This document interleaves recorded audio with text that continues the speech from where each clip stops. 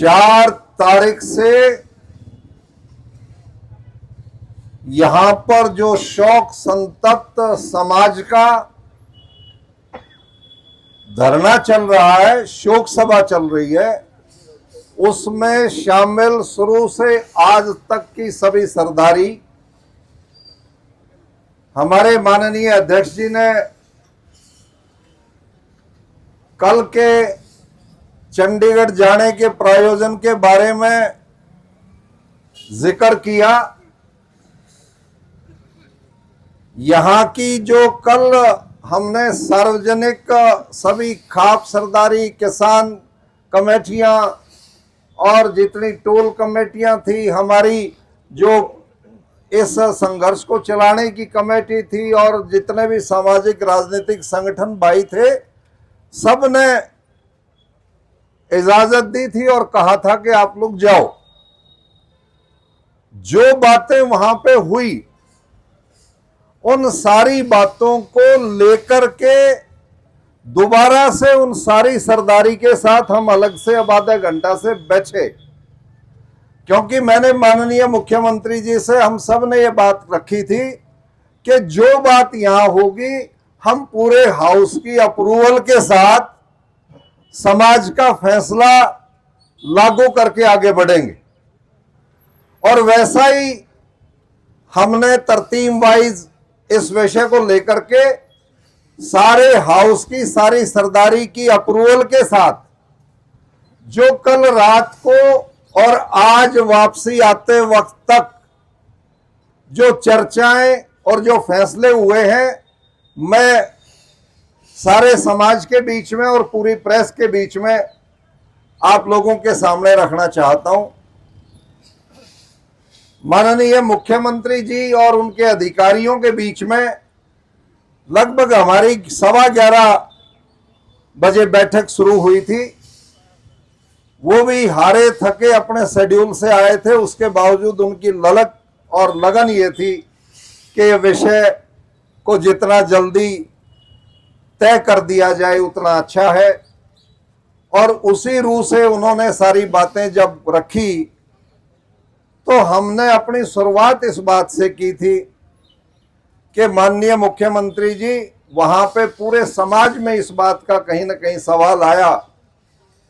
कि सरकार से जुड़ी हुई पार्टी और उसके नुमाइंदे इस तकलीफ में जुड़े नहीं। और आपने भी वहां हिसार के अंदर जब आप गए तो हमारे लोग मिलने के लिए गए, और उसके बाद में हंसी का जो विषय था वो सारी बातें बढ़ी, तो उस पे भी उन्होंने बहुत संवेदनाओं के साथ, बहुत भारी मन के साथ हमारे बीच में उसका विषय रखा।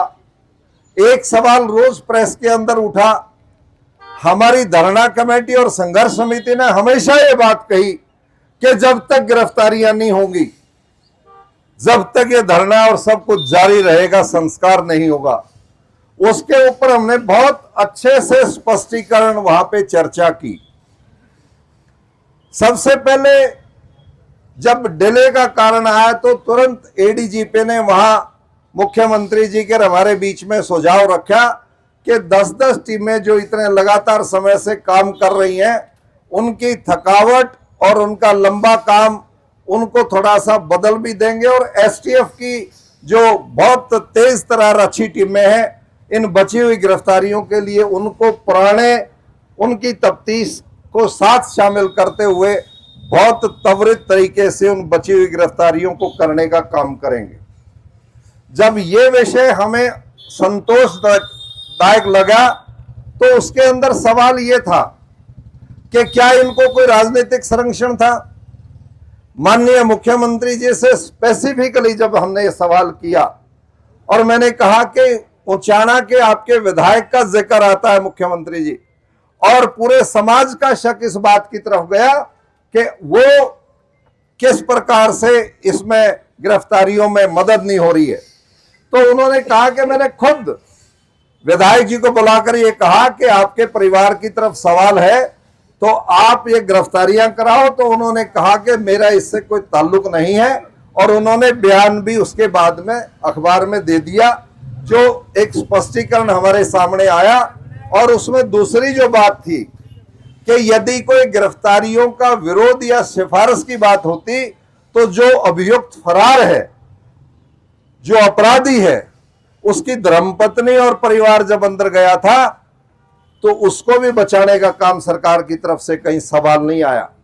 तो हमारी उसके ऊपर भी माननीय मुख्यमंत्री जी ने जो इसके ऊपर ये विवेचना हुई तो कमेटी का सारा हमारा पेटा उससे भरा कि ये जो गिरफ्तारियां डिले हुई हैं वो एक प्रोसीजर लैप्स है, और उस प्रोसीजर लैप्स को हम ये कहेंगे कि कोई 3-4 आदमी इकट्ठे कहीं दुबक के बैठ जाए, मोबाइल इस्तेमाल ना करें, कहीं से खाते का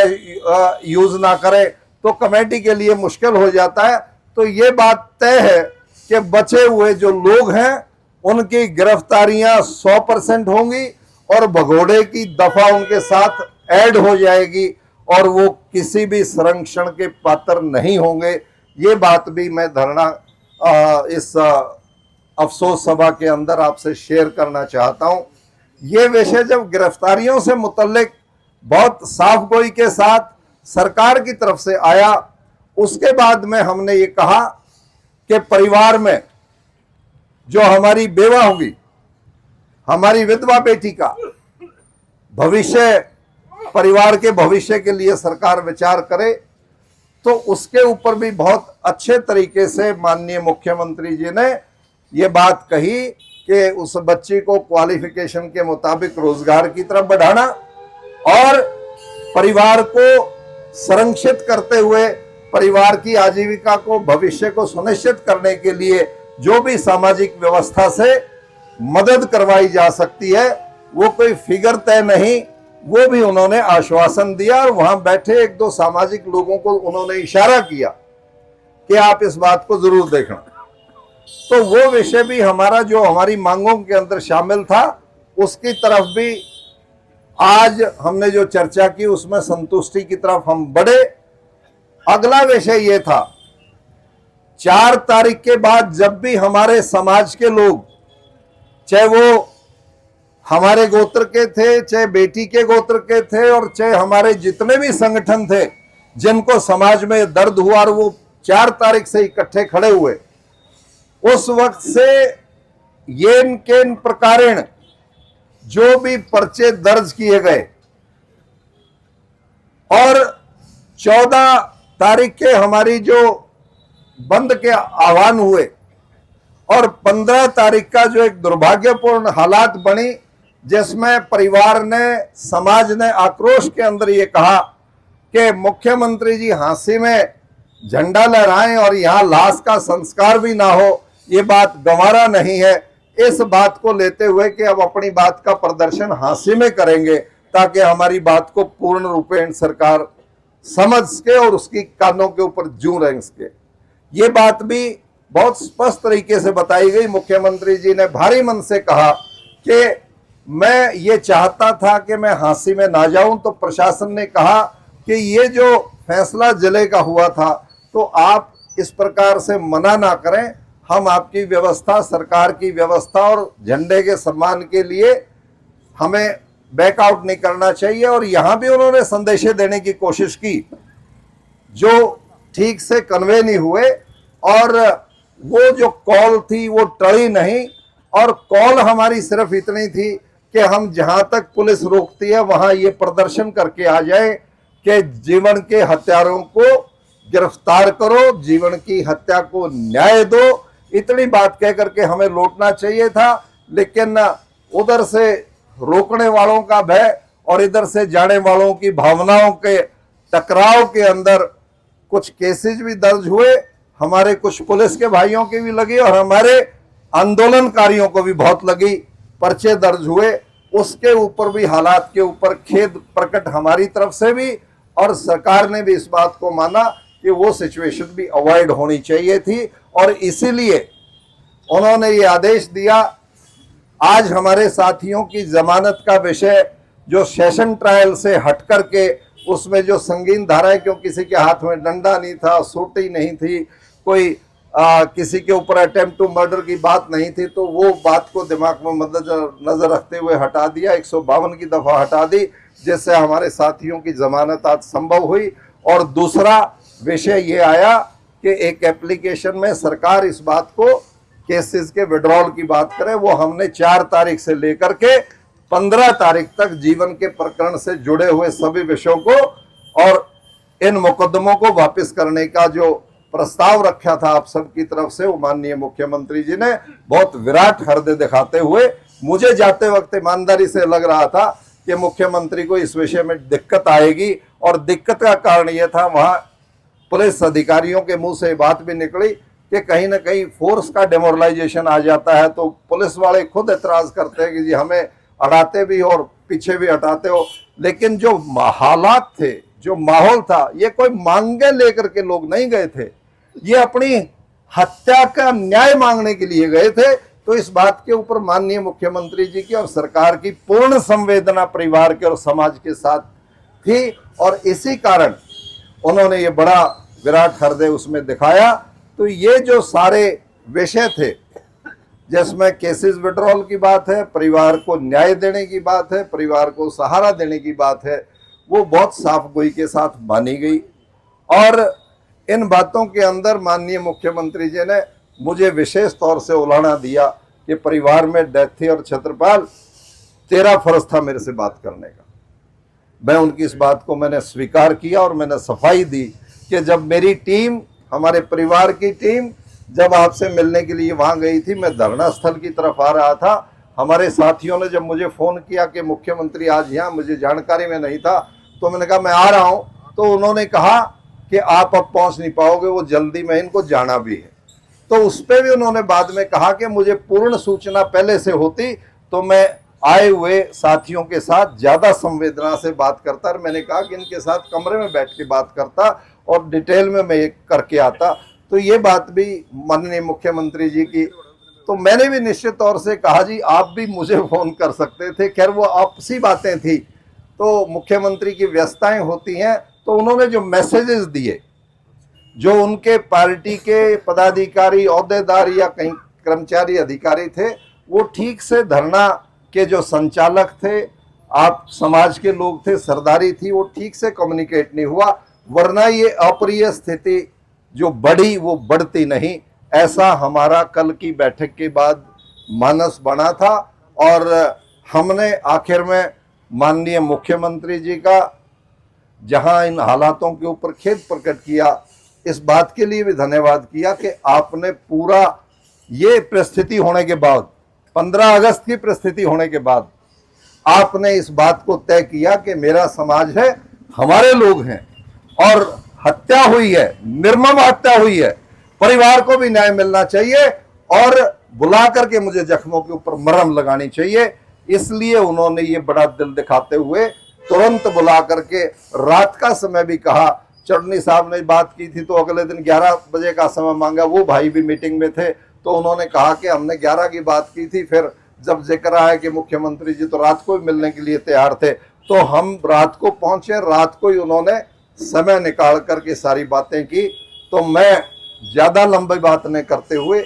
आप सब साथियों से निवेदन करता हूं कि आपने जो मदद की, सहारा दिया, समाज में भगवान ना करे कि इस किस्म की कोई अप्रिय घटना हो। हम सब एकजुटता के साथ हर हालत के अंदर सारा समाज इकट्ठा रहेगा, और सरकार अच्छे काम करे, समाज अच्छा काम करे, अच्छा मजबूत राष्ट्र बने, इस बात की कल्पना को हम करते हुए आगे बढ़े। और यहां तक 4 से अब तक जितनी सरदारी, जितने भी कमेटियां हैं, टोल कमेटी, किसान कमेटी, खाप सरदारी, सामाजिक राजनीतिक संगठन, और भी जितने कर्मचारी यूनियन और सभी साथी यहाँ पे आयर साथ दिया, हृदय की गहराइयों के सब के साथ सबका आभार और धन्यवाद है। और ये परिवार सारा पूर्ण रूप से खड़ा रहेगा। अब अगला जो विषय है तो का समय भी निकल गया, और हम इसलिए जो विषय था वो विलंब भी हुआ। और अब ये सारी बातें तय होने के बाद कोई ऐसी परिस्थिति नहीं बचती कि हम इस डेड बॉडी को संस्कारित ना करें, उस आत्मा की शांति की कामना करते हुए रीति रिवाज के साथ उसको अग्नि के सुपुर्द ना करें। तो इसलिए आज ये तय किया, क्योंकि हमारे जो साथी हैं आज जेल से लेट रिहा होंगे, और अपने समाज के अंदर एक आम बात ये रहती है हिंदू सनातनी रीति रिवाज में कि सनसेट के बाद अक्सर दाह संस्कार नहीं किया जाता, और दाह संस्कार को जब इतने दिन हो गए तो आज कोई इमरजेंसी नहीं कि हम रात को करें। और मैं मुख्यमंत्री जी की इस बात की भी तारीफ करूंगा, जब वो कह रहे थे कि संस्कार जल्दी करो, तो मैंने कहा जी देखो, गिरफ्तारियों से जब साथी जब तक नहीं आएंगे और वो शामिल नहीं होंगे और वो लेट आते हैं तो सनसेट के बाद नहीं करेंगे। तो उन्होंने 1 मिनट में कहा बिल्कुल आपकी राय सही है, 1 दिन के बाद ये बात सोची जा सकती है। तो इन सारी परिस्थितियों के अंदर सभी का फैसला ये है कि कल 10 बजे, कुछ साथी 11 कह रहे हैं, कुछ 10 कह रहे हैं, तो हमने सुनो हम 10 का अनाउंस इसलिए कर रहे हैं क्योंकि डेड बॉडी को रिसीव करना है। वो परिवार के लोग सुनिश्चित करेंगे जिन्होंने वहां पे डेड बॉडी को रखवाया था, पोस्टमार्टम के विषय की बात थी, वो लें, उसको लेकर के गांव की तरफ चढ़े। और 10 और 11 के बीच में, दोनों की बात कह रहा हूं मोटे तौर से, क्योंकि घर से सारी प्रक्रियाएं करके लेके चलना होता है। जो भाई घर पे पहुंच जाता है, कुछ सीधा शमशान घाट पहुंचता है, तो ये 1 घंटे का अंतराल रहता है। तो आप अपनी अपनी व्यवस्थाओं को देखकर किनाड़ा गांव, जहां भाई जीवन का जन्म स्थान है, पैतृक स्थान है, वहां पे जिला हिसार किनाड़ा के अंदर हमारे बड़े गांव का नाम पावड़ा है। तो उन 5 गांवों के उस किनाड़ा गांव के अंदर कल 10 और 11 के बीच में भाई का संस्कार करने का निर्णय हुआ है, सबकी सहमति से हुआ है। और मैं सभी से ये उम्मीद करता हूं कि इतने दिन के कष्ट कमाई में जो आप लोगों ने उसकी आत्मा की शांति के लिए निवेदन किया परमपिता परमात्मा से, उसकी आत्मा को शांति मिले। परिवार को, आप और हम सबको इस दिवंगत के जाने के बाद जो क्षति और नुकसान हुआ है वो हिम्मत के साथ हमें बर्दाश्त करने की ताकत परमपिता परमात्मा दे। और सारी सरदारी की परमिशन से जब ये सारी बातें तय हो गई तो मैं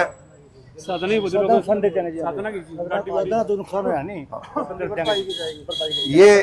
हौसला, ये बात कहने से पहले जैसा मैंने कहा कि केसेस विड्रॉ होंगे, ऐसा हमने ये भी कहा कि जितने भी ट्रैक्टर और साधन वहाँ पे पकड़े गए थे वो भी सब वापस जाएंगे। और जो नुकसान हुआ है उसमें हमारे एक प्रेस के भाई की चेन और मारपीट, और दूसरा जो ट्रैक्टर और गाड़ियों का नुकसान हुआ है वो भी हम इंश्योरेंस के माध्यम से और हम समाज की तरफ से उन परिवारों को उस नुकसान से उबार देंगे, उनको भी ठीक कराने का काम करेंगे। ऐसा भी हमारे सामाजिक इस बैठक के अंदर तय हुआ है। और आप और हम सब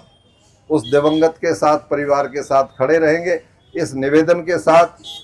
अंतिम सबका धन्यवाद करते हुए मैं इस बात के लिए भी घोषणा करता हूं आप सबकी परमिशन से कि ये धरना शोक सभा यहाँ के स्थान से आज अब से समाप्त हो गई। और इसके बाद संस्कार के बाद में जो परिवार की प्रक्रिया है वो रस्म पूरी हो जाएगी। और हम जो ये डिसीजंस हुए हैं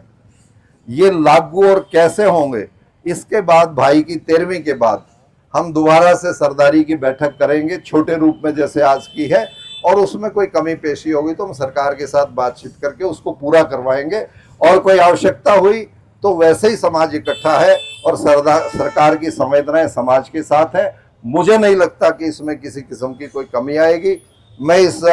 मंच के माध्यम से दोबारा से माननीय मुख्यमंत्री जी का भी आभार व्यक्त करता हूं, सरकार का आभार व्यक्त करता हूं। और जिन भाइयों ने इस जैसे परिवार के साथ झगड़ा चोट फेट होती रही, वैसे हमारे जो पुलिस के अंदर अधिकारी कर्मचारी हैं वो भी हमारी सेवा में थे और कहीं ना कहीं भावावेश में उनको भी ठेस यदि पहुंची है तो हम उनको भी कंसोल करना चाहेंगे। क्योंकि समाज में आपस में कोई कर्मचारी किसी विभाग में, कोई पुलिस में है, कोई समाज में खेती व्यापार करता है, हम सब एक हैं। और मानवता हमारा सबसे बड़ा नियम है। हम एक दूसरे की रक्षा के लिए हमेशा एक दूसरे के साथ रहेंगे। ऐसा समाज का और परिवार का भाव मैं इन सब की तरफ से आपके बीच में व्यक्त करता हूं। इन शब्दों के साथ दोबारा से रिपीटेशन ज्यादा ना हो। सभी भाइयों का धन्यवाद, सभी सरदारी का धन्यवाद, और दिवंगत आत्मा को परमपिता परमात्मा अपने चरणों में स्थान दे और कल उसका संस्कार हो जाए और प्रक्रियाएं पूरी हो जाए। सबके धन्यवाद के साथ प्रेस के साथियों का भी ढेर सारा आभार और धन्यवाद। आपने शुरू से अब तक इसके हर पहलू को एक मिनट का मौन करा के तो समाप्त करते थे। इस बात को हमेशा तय किया है। अब क्योंकि धरने का हम समापन कर रहे हैं, तो ये हमारी प्रथा है कि भाई जीवन की आत्मा की शांति के लिए मैं 2 मिनट के मौन के लिए आप